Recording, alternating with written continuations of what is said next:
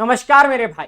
आपके मन का जो मिथ है या लोगों के फैलाए द्वारा जो मिथ है उसको मैं दूर करने आया हूं। आज मैं आपको सच्चाई से अवगत कराना चाहूंगा। वीडियो आपको बहुत पसंद आएगी क्योंकि मैं हमेशा ऑथेंटिक बात करता हूं, आपको भी पता है।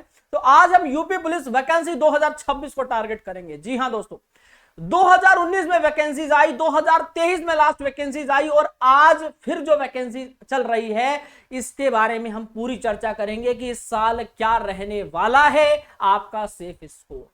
और मेरे भाई, प्रीवियस ईयर डाटा पर पूरा कंप्लीट एनालिसिस कर पूरा डाटा निकाल कर तब आपके बीच आया। तो स्वागत है आप सभी का, आप सभी के प्यारे YouTube चैनल रीजनिंग बाबा पे। चैनल को सब्सक्राइब कर लेना मेरे भाई, इसलिए नहीं कि मैं वैकेंसी की डिटेल बताता हूं, इसलिए कि इस चैनल पर मैं आपका प्रॉपर पूरा कंप्लीट न्यू बैच, वो भी फ्री बैच जिसके अंदर topic wise previous paper, mock test, marathon, वो सब कुछ जिससे आपका सिलेक्शन सुनिश्चित होगा। यहां तक कि बुक्स भी आपको फ्री मिलेंगी, नोट्स भी आपको फ्री मिलेंगे। तो तैयार हो जाओ।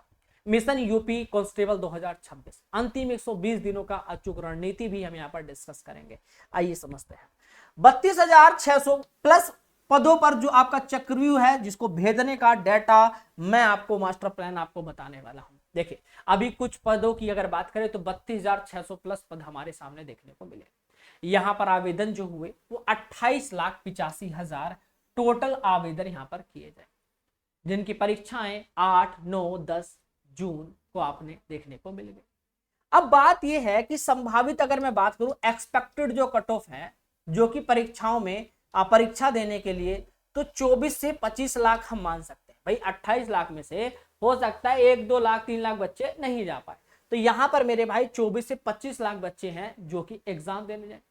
अब इसमें देखो कई शिफ्ट में हमारे एग्जाम, कई शिफ्टों में एग्जाम देखने को, तो परीक्षा की शिफ्ट टोटल जो हुई वो 6 शिफ्ट, और प्रतिशत जो लगाया जा रहा है कि 5 लाख छात्र प्रति शिफ्ट में देखने को आपको मिले। तो कहने का मतलब ये है, कहने का मतलब ये हुआ मेरे दोस्त कि तथ्य क्या है, तथ्य क्या है यहां पर बात ये हुई कि हर एक शिफ्ट के लिए भयंकर मुकाबला और रणनीति के बिना जीत यहां पर एकदम असंभव है। अब बात पता है क्या है, अभी आपने देखा सुना होगा कि 2026 वाली वैकेंसी भी आपको देखने को मिलने वाली। 2026 में आपकी जो वैकेंसीज है यूपी पुलिस वाली वो भी आने वाली है, तो उसका भी मुकाबला छिड़ने वाला है। पर अगर मैं यहां पर बात करूं कि 32,600 सीटों का जो भ्रम मन में आप पाल कर बैठे हो, क्या वो एक सही चीज है या नहीं, क्या वो एक सही चीज है या नहीं, आइए मैं समझा देता हूं।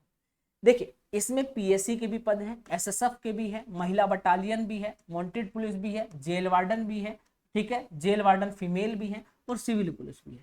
तो कट ऑफ पोस्ट वाइज लगेगी। पहला इंपॉर्टेंट ये समझ, आपको ये नहीं कि एक साथ कट ऑफ लगे, नहीं, कट ऑफ जो है जिस पोस्ट की है पोस्ट वाइज अलग अलग आपकी कट ऑफ इस बार लगने वाली। तो यानी कि अधिकांश छात्र पहली प्राथमिकता किसको दे रहे हैं, सिविल पुलिस, क्योंकि जब आप हॉरिजेंटल और वर्टिकली आरक्षण हटा देते हो तो आपकी श्रेणी में केवल चंद बच्चे ही होंगे जो कि चुनौतियों में अपना बचते फिर रहे हैं, ठीक है, क्योंकि यहां पर सारा जो चीज है सीधा आपकी नॉर्मल जनरल वैकेंसीज नहीं है, वर्टिकली हॉरिजॉन्टली वैकेंसीज भी यहां पर इंक्लूड है। नियम के बदलाव ये है, नेगेटिव मार्किंग ना होना। अब नेगेटिव मार्किंग नहीं होगी तो तुक्के का फायदा कैसे देगा, है ना, तुक्का जो होगा वो फायदा कैसे देगा, समझा देता हूं। देखिए, एक है ओल्ड पैटर्न और एक है न्यू पैटर्न 2026। यहां पर आपका क्या था 0.5 की नेगेटिव मार्किंग, बट यहां पर कोई नेगेटिव मार्किंग नहीं। यहां की स्थिति यह थी कि बच्चा अगर 150 क्वेश्चंस कर देता है, 150 क्वेश्चन, और यहां भी वही बच्चा 150 कर रहा है, यहां पर उस बच्चे ने 120 क्वेश्चन सही किए और 30 गलत किए, यहां पर भी बच्चे ने 120 सही किए और 30 गलत कर दिए।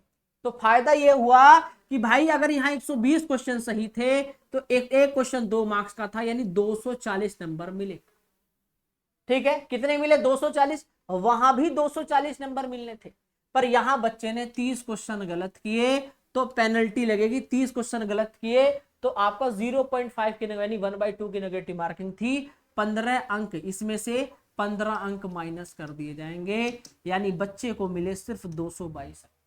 बच्चे का रो स्कोर आया 225, स्कोर घट जाता है, नेगेटिव मार्किंग है। यहां पर बच्चे ने 240 सही किए थे और अंत में रो स्कोर भी बच्चे का 240 ही रहेगा, क्योंकि नेगेटिव मार्किंग नहीं है। तो स्कोर क्या हो गया, लॉक हो गया। ये स्कोर क्या हो गया, लॉक हो गया। तो कहने का मतलब ये है चेतावनी की बेस नॉर्मलाइजेशन स्कोर क्रमिक रूप से ऊपर जाएगा। पिछली कट ऑफ के आंकड़े अब पूरी तरह से क्या हो गए हैं, अप्रासंगिक हो चुके हैं। तो यहां पर बच्चों को फायदा देखने को मिलेगा। एक दूसरा इंपॉर्टेंट तथ्य ये है कि नॉर्मलाइजेशन ये मत समझिए कि अब यहाँ पर नेगेटिव मार्किंग नहीं है। तो मैं अगर एक बच्चे के अंदर मिथ है कि अगर मैं यहाँ पर गुड अटेम्प्ट करके आऊंगा, यानी ज्यादा से ज्यादा सही क्वेश्चन होंगे तो मेरे मार्क्स बढ़ेंगे, और मेरी शिफ्ट का दूसरा बच्चा वो ज्यादा से ज्यादा गलती कर रहा है तो इसलिए उसका मार्क्स क्या होंगे, घटेंगे। नहीं मेरे भाई, ये आपने अपने मन में मिथ पाल रखा है। आइए सच्चाई से अवगत कराता हूं। एक शिफ्ट में मान लीजिए बच्चे बैठे हैं एक शिफ्ट में, यानी कि एक शिफ्ट में मतलब मैं कह रहा हूं कि जिस आप शिफ्ट में बैठे हो उस शिफ्ट में आपकी हॉल में एक शिफ्ट में 100 बच्चे बैठे हैं, मान लो 100 बच्चे। एक बच्चे ने 70 क्वेश्चन किए और एक बच्चे ने 60 क्वेश्चन किए, ठीक है। बच्चे ने 70 क्वेश्चन किए, 70 में से 60 सही है, ठीक है। और एक बच्चे ने, ठीक है, एक बच्चे ने 70 क्वेश्चन किए, ठीक है, एक बच्चे ने 70 क्वेश्चन किए और उसके 60 सही है, और दूसरे बच्चे ने भी 70 क्वेश्चन किए पर उसके 50 सही है। इसका मतलब इसने ज्यादा गलती की, इसने कम गलती की। तो इसका मतलब नहीं इसने ज्यादा गलतियां की हैं तो इसके नॉर्मलाइजेशन में नंबर घट जाएंगे, नहीं मेरे भाई।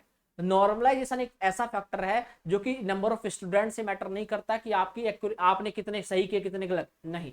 आपकी शिफ्ट आसान थी या कठिन, आपकी शिफ्ट आसान थी या कठिन। अगर आपकी शिफ्ट कठिन थी, तो अगर इस बच्चे को 5 नंबर बढ़ाकर मिल रहे हैं तो इस बच्चे के भी 5 बढ़ाकर ही मिलेंगे, क्योंकि उसी शिफ्ट का बच्चा है, ठीक है।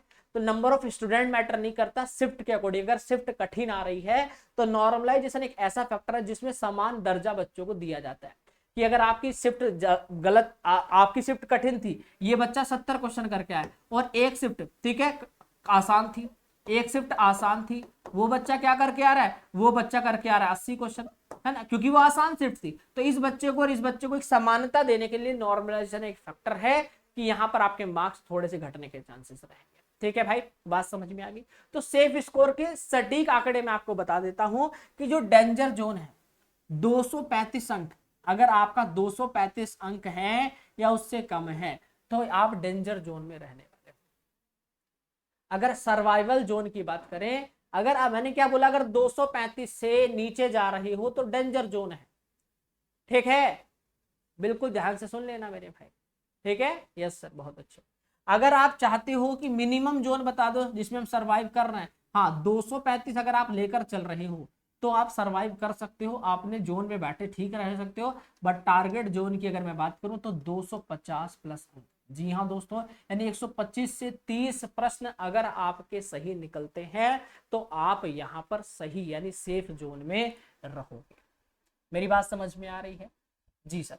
अगर आपका 250 प्लस अंक अगर बैठ रहा है, क्योंकि देखो मैं यहाँ पर अगर मैं तथ्य पर ये बात करूं कि यार चलो मैं आपको बरगलाने के लिए बोल दूं चलो यार तुम्हारा 120 से ऊपर था, चलो तुम्हारा सिलेक्शन हो जाएगा, उस बात में कोई फायदा नहीं, ठीक है, उस बात का कोई फायदा नहीं है। क्योंकि यहां पर अगर मैं शिफ्ट के अकॉर्डिंग बात करूं तो 250 प्लस आपका एवरेज होना ही होना चाहिए, तब आप यहां पर क्या रहेंगे, बिल्कुल सेफ हो।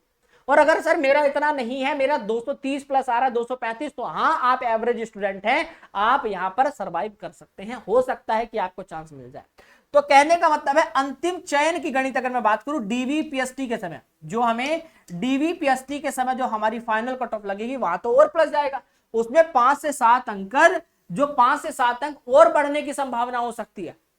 जो फाइनल कट ऑफ लगेगी डीवीपीएसटी के लिए फाइनल मेरिट में, तो आपके 2 से 5 नंबर और आगे बढ़ सकते हैं। तो सेफ्टी बम्पर ये है कि अगर आपके 5 से 7 अंक एक्स्ट्रा लेकर चल रहे हो तो आपको यहां सही रहेगा, क्योंकि 150 में से 20 प्रश्न छूट भी जाए तो भी 125 से 30 हर हाल में 100% एक्यूरेसी सही होनी ही होनी चाहिए आपकी। तो समय सीमा मैं आपको बता दिया है, 115 से 120 दिन का काउंटडाउन है यहाँ पर, ठीक है। तो अब आपका फेज 1 जो रहेगा मेरे भाई, इसमें मैं कह सकता हूं कि 8 फरवरी से 8 मार्च बेस आप बिल्डिंग आप बना सकते हो, जिसमें आपका थ्योरेटिकल पूरा अच्छे से कवर कर लो। डीप डाइव यानी कि आप फेज 2 के लिए भी आप 8 मार्च से 8 अप्रैल, ठीक है। और फेज 3 जो होगा आपका उसमें भी 8 अप्रैल से 8 मार्च। बस क्या है इंडेक्स रिवीजन और मॉक टेस्ट, इतना आप ले चलेंगे।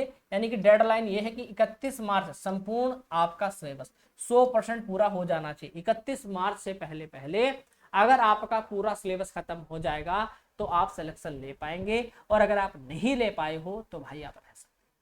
तो कहने का मतलब है तुम्हारे पास ये मार्च है, बस तुम्हारे पास मेरे भाई मेरे बंधु ये सिर्फ मार्च है, और इस मार्च से पहले पहले आपको अपना अच्छे से सिलेबस खत्म कर लेना है। मॉक टेस्ट जितना ज्यादा लगा सकते हो लगाओ, जितना प्रीवियस पेपर पढ़ा है, क्योंकि देखो हमेशा अभी यूपीएसआई का पेपर था, काफी 2 से 4 क्वेश्चन यहीं से रिपीट हो।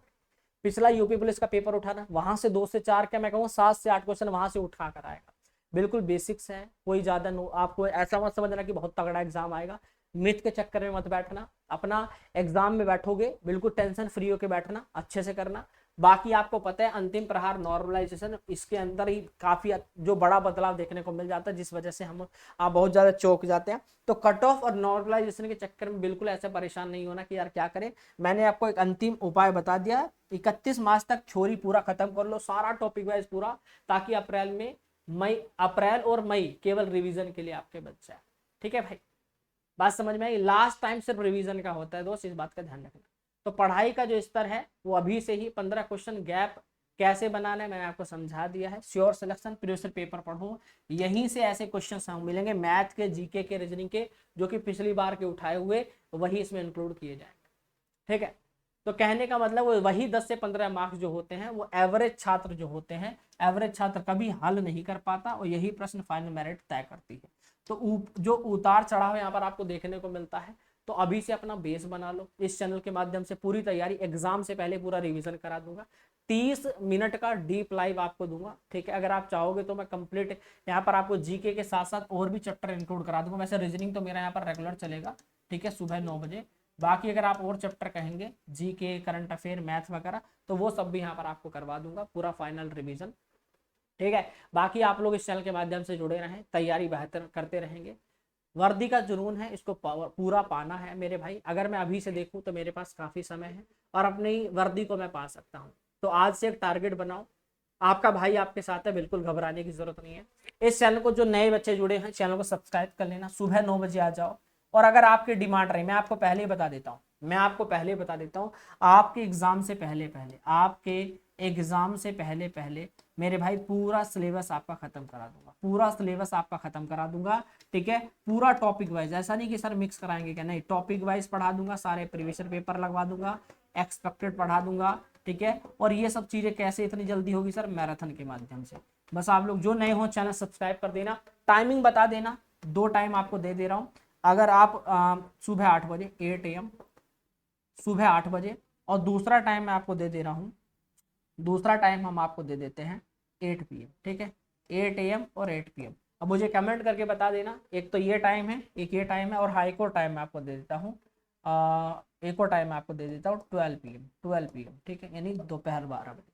3 टाइम है, आप मुझे डिसाइड करके बता देना, जैसा आप चाहेंगे। पूरा फ्री बैच रहेगा, पूरी बुक आपको फ्री दूंगा, नोट्स आपको हैंडराइटिंग नोट्स प्रोवाइड करा दूंगा, नोट्स बनाने की जरूरत नहीं है।